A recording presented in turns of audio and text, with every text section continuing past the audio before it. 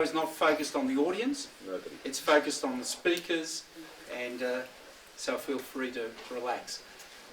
We waited until now because I wanted to have my wife and my son-in-law in the audience, and they're here now, and that's the explanation, Jeremy, why we're not running exactly on time. And it's because I told Robin to only come at 22, because I knew that it takes a little while. 7:30 is very early for people during the week to attend an evening meeting. Yudi and New and a group of interested people, friends, invited me to speak and to chair this evening. And I'd like to take the opportunity to thank him and that group for bringing this matter to a public framework for discussion. I'd like to welcome the principal of Yeshiva College, Rabbi Shmukla, Rabbi Cowan, who's in the audience there. You wrote a very good piece on Shchita. Very good, kol hakavod. And I'd like to welcome my good friend David Southwick, the member for Caulfield, who's doing a fantastic job in the state government. And keep going. You're doing a great job for us all. So on behalf of everybody, welcome. We've got some terrific speakers here. I'm going to just work around and introduce everybody. Sitting here with that really nice tie is Detective Senior Constable Jonathan Russell, who's been in the police force for 9 years, primarily on drugs and serious crime. The last 2 years has been involved in this particular area of sexual offences and abuse and so on. He's accompanied by Sergeant Scott Wells, who will be speaking shortly, who has been 13 years in the force, investigating serious crimes, and over the last 6 years been involved in this area of sexual offences. He's been in the Western region, the Eastern region, country of Victoria. He's finishing off today at Moorabbin, and tomorrow moves to Knox. Monday. So I'll get just one step ahead of the law. Sitting right next to me is Dr. Joe Tucci, who's the CEO of Australian Childhood Foundation. I'll give you a little introduction about Joe just before he speaks, because there's a lot of notes that you may not remember.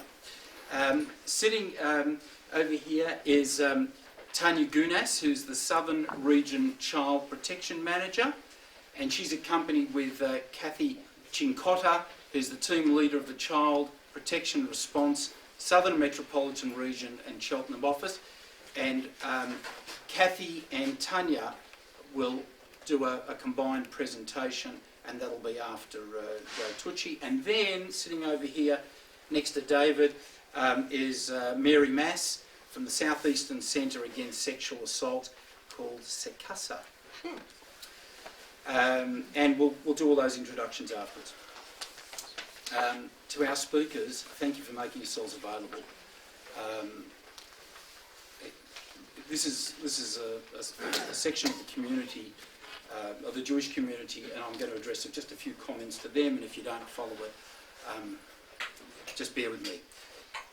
This week's parasha, the part that we read in the Torah, is Ki tetzeh lamilchama al ovecha. When you go out to war on your enemy.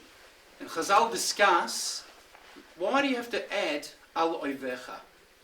You clearly go to war against your enemy. Why is it necessary to add against your enemy? Because when you go to war, you need to know who your enemy is. You need to understand the situation. You understand what is driving them and what perpetration they're involved in, and all the things about the enemy, if you're going to be successful. In yesterday's editorial in The Australian, it quotes a figure of 286,000 reported cases of child abuse. A little over a week ago, I attended a presentation.